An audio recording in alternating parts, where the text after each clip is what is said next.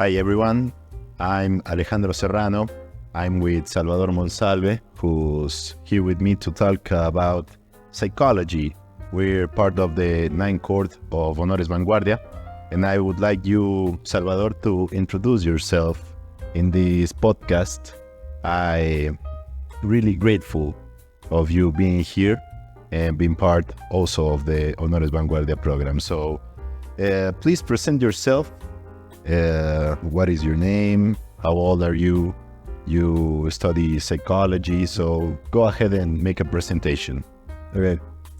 Hi, Alejandro. Hi. My name is Salvador Monsalve Romero. I'm studying psychology, as you said, the ninth cohort of Vanguardia program. And I'm 23 years old, and I am right now in my third year of university. Okay, so you're one step, almost out. So just almost near to 1 year. In 1 year, I'll be out. 1 year. Yeah, I hope. Yeah, me too. Yeah, I'm on my third year too. So yes, we're recording this program. So we're gonna talk about psychology. You're studying that. You're making your thesis also. So we're gonna immiscuate in that theme. What do you like about psychology? Why did you choose your career? What do I like?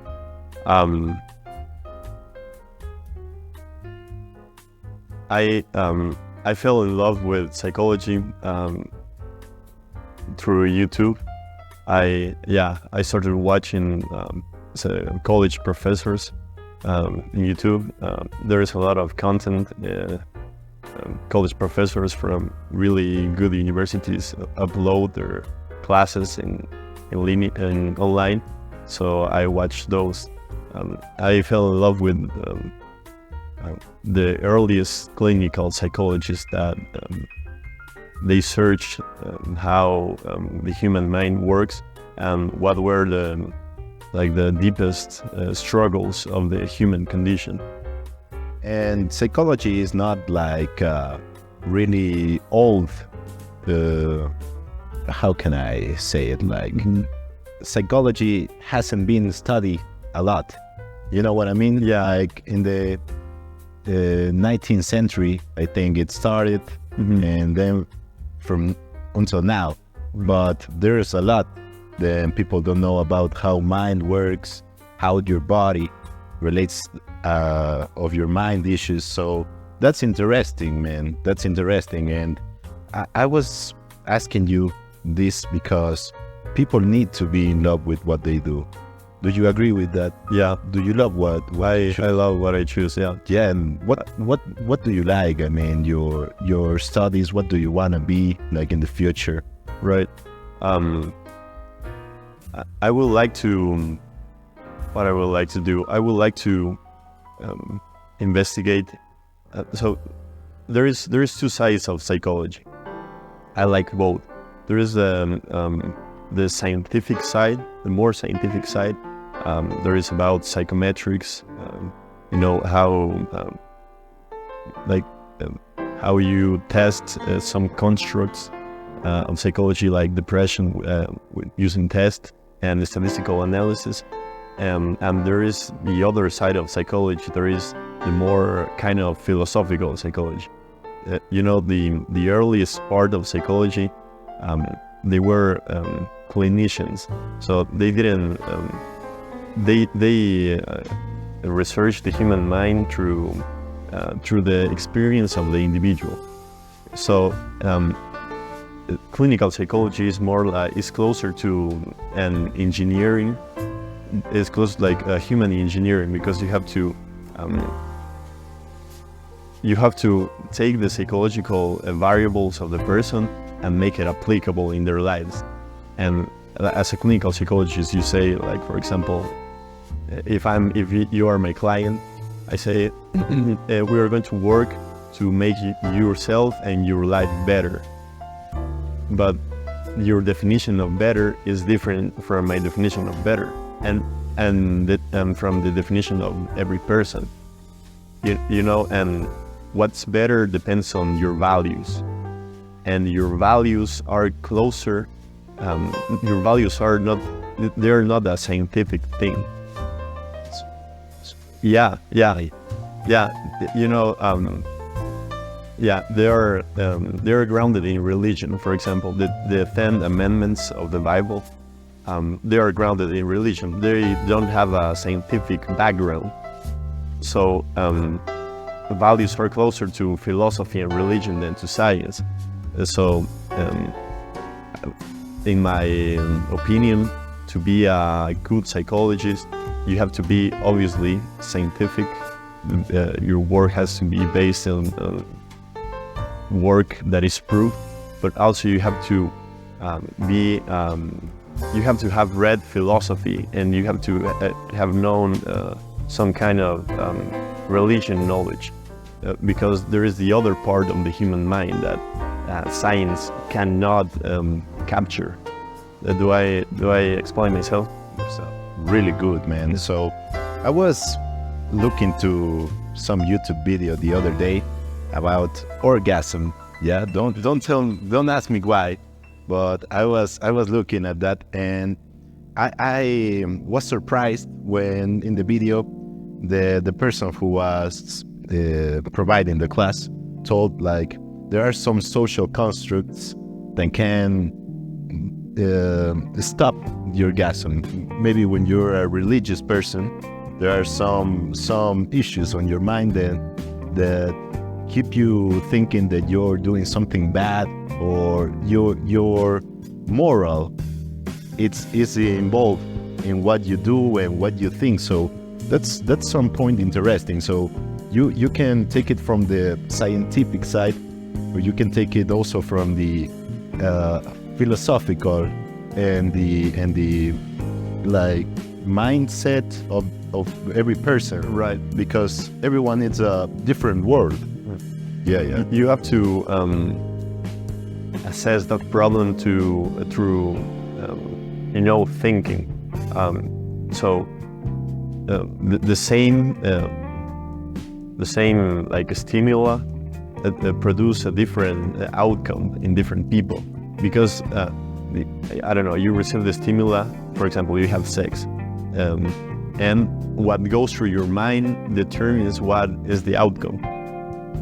So psychologists work in this part, in what goes here that determines the outcome, and that's proven. Like, for example, people that have grown with violent parents, that, I don't know, they beat their mom and the children. Some people grow up and say, I'll never be like that. And other people say, other people become abusive parents.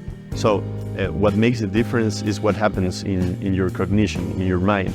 And psychologists, one part of psychology, that is cognitive psychology, works in that specific area. Yeah. Let's go to your thesis project. Okay. We don't have too much time, but I would like to explain. Yeah, I would like to go ahead for an hour, but the time is our worst enemy. So drink some water. I'm gonna ask you something. Your thesis project, what is about?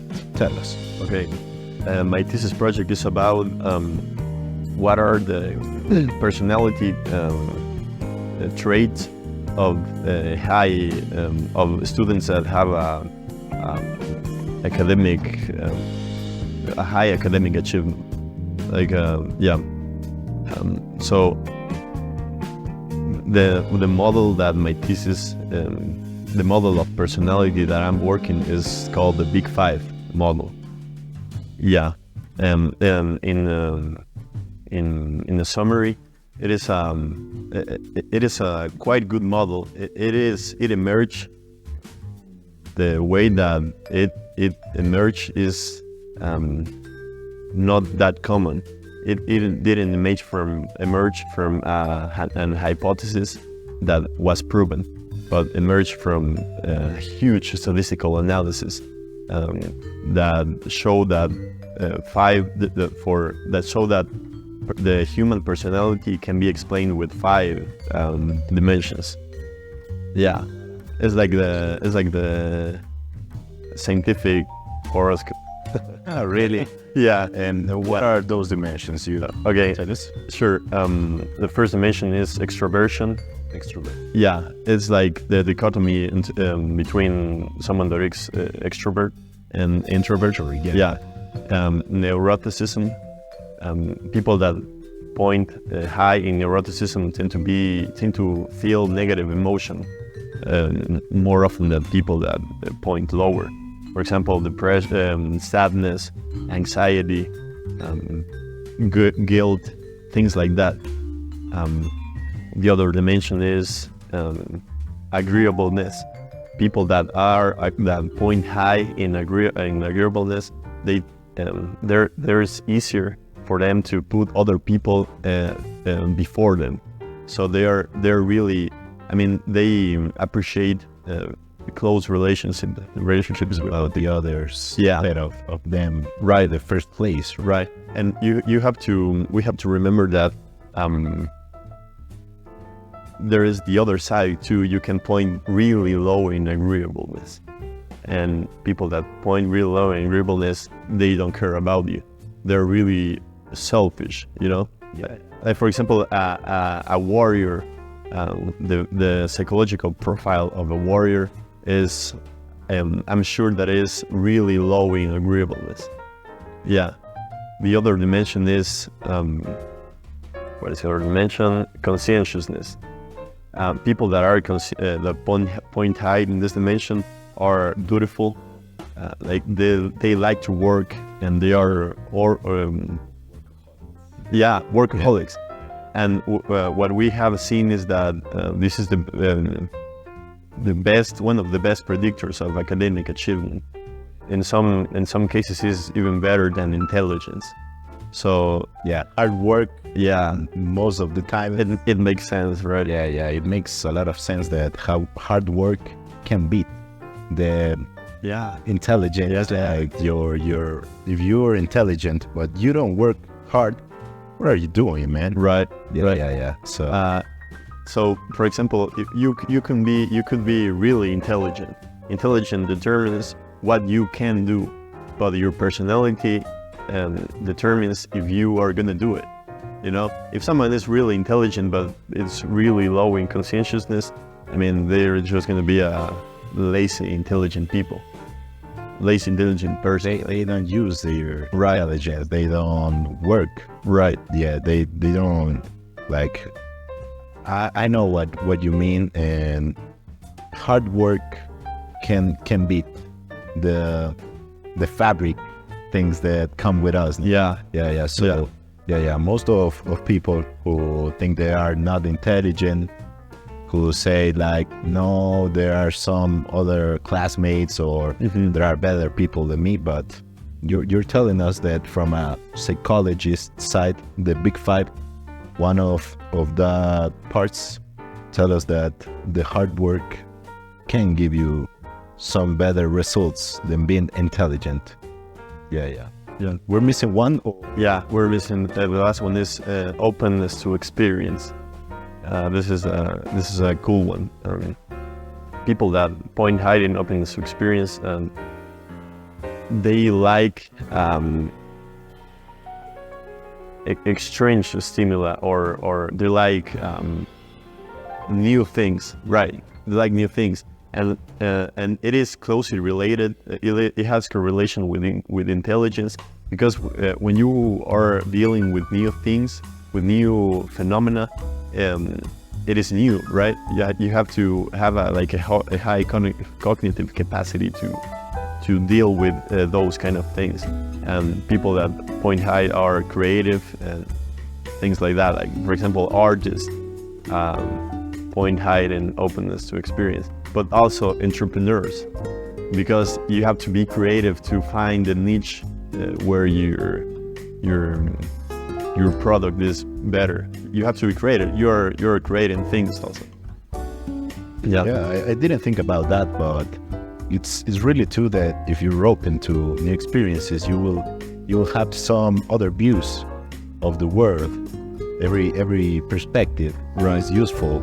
And if you, my dad always says that I should open my mind, especially with food, you know. Some people see, like in Ecuador, we eat cuy, or we eat like chantacuros, and you know, that's a new experience. So if you're open to something like that, or to go on a podcast when you have never been in one, or to read in public, something like that, new experiences can enrich yourself and make yourself a better professional, a better person. Also, you can achieve like personal achievements from new experiences. You can learn a lot of more things by doing new experiences, instead of repeating every time the same thing and just doing one simple thing, because you're like a square. Yeah, you're like a square. You just have four sides and that's all. But when you test new things, you can be a circle. You can you are adaptable. You can expand yourself. You're adaptable. You can, and you're learning new things. That's the point. Right? I mean, you know, if that psychological dimension exists, it is because it was useful for survival. You know, so the person that they have nothing to do but decide to, because of his curiosity, you know, decides to go into, like many years ago, decide to go into the forest to see if he can hunt something, or if he can, I don't know, maybe he find like a group of, to share knowledge. Yeah, this plant is good. Right. This one is bad. Right. Yeah. And you just have to, I mean, all the things that all the poisonous plants.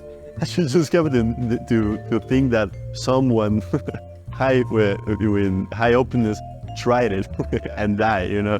So it's good to have some openness to new experiences. Right, but you have to do it carefully, you know, because I don't know. For example, the human, our ancestors, they live only in Africa.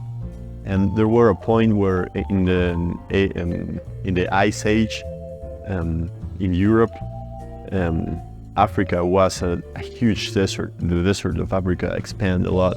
The population of humans were close to the white rhinoceros now, like almost extinct. Humans only live in the coast, and there were some crazy people that went in the ocean, in the open ocean, without seeing land in the other side.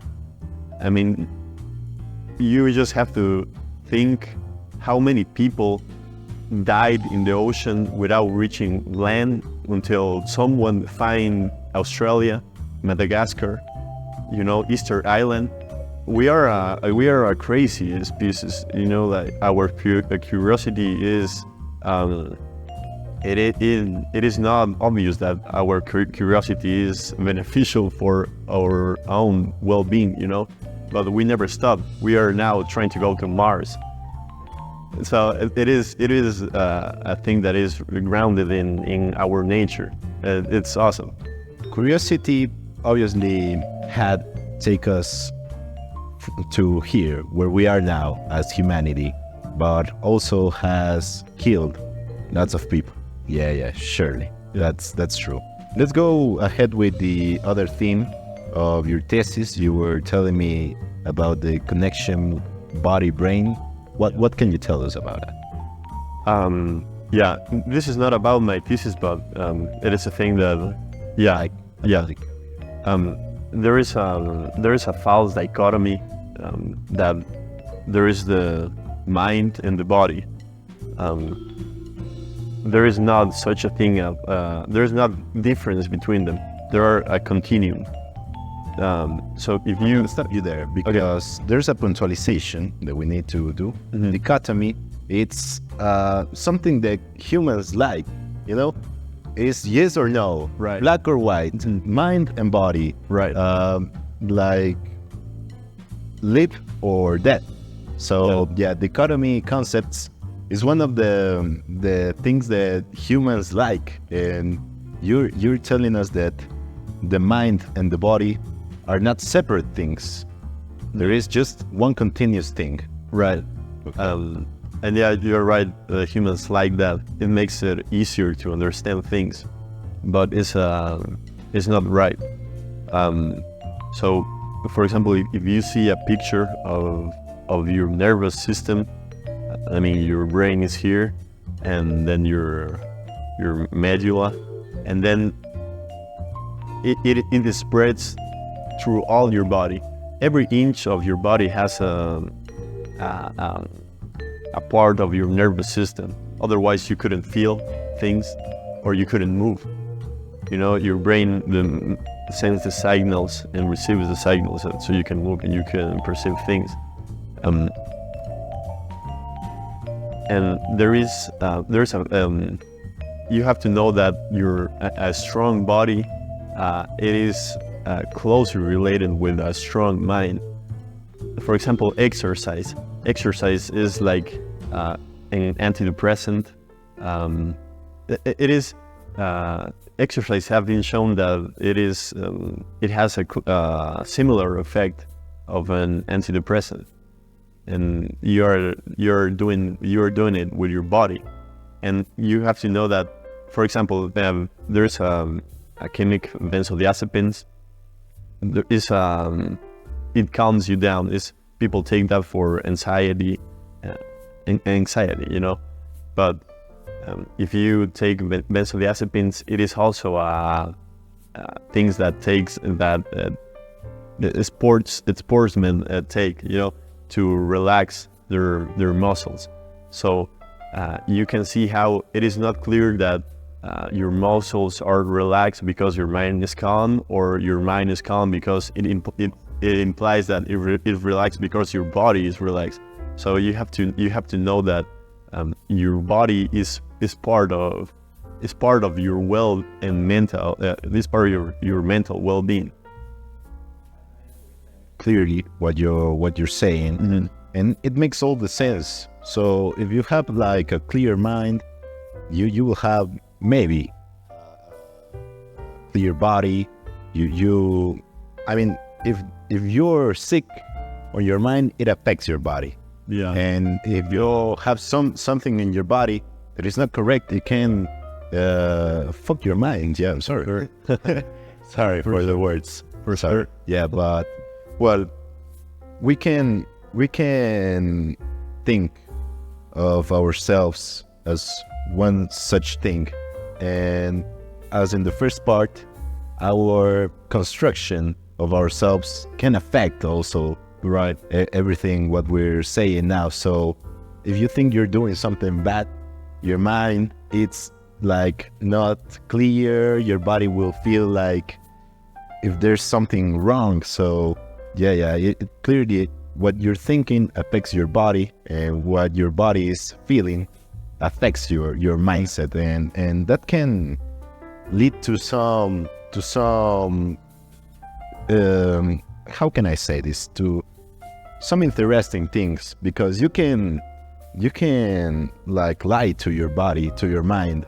Have you seen that, like with a hammer, with a fake hand, they like fist with the hammer, and people used to scare because they think that's its arm. Right, and they have a physiological reaction. You know? Yes. I mean, they get scared. Yeah, they get scared. Their muscles contract. They sweat a little.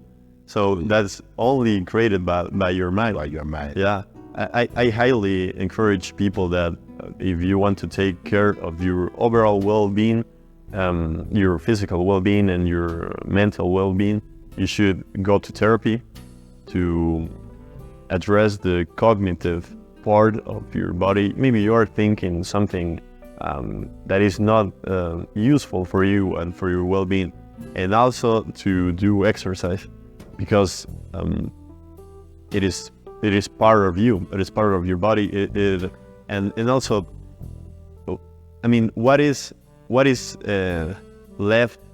I mean, So you exist here, you know, but you exist in your body, but there's nothing else. This is you.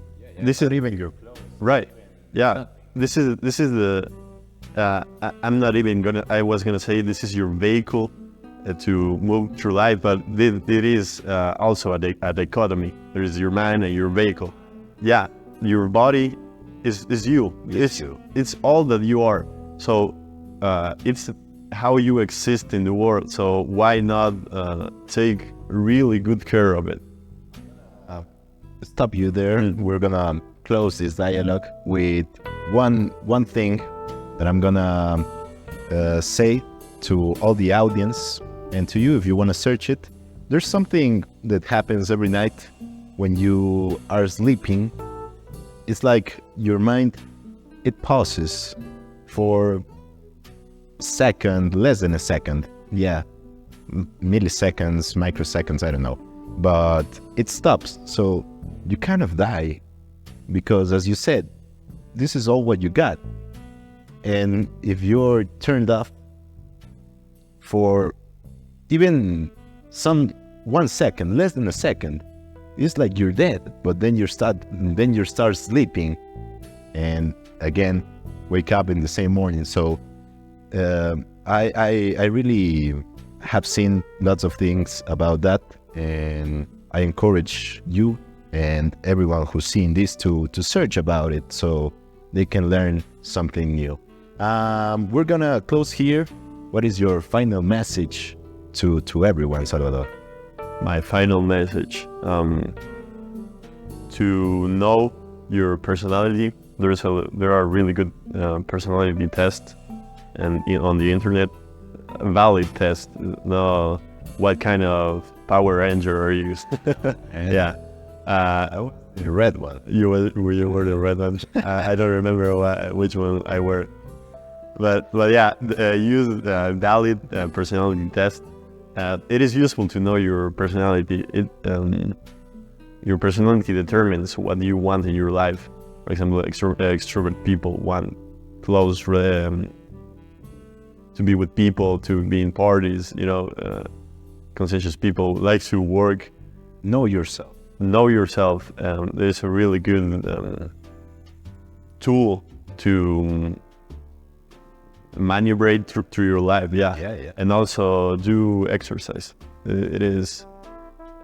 It is one of the best things that you can do to improve your overall well-being.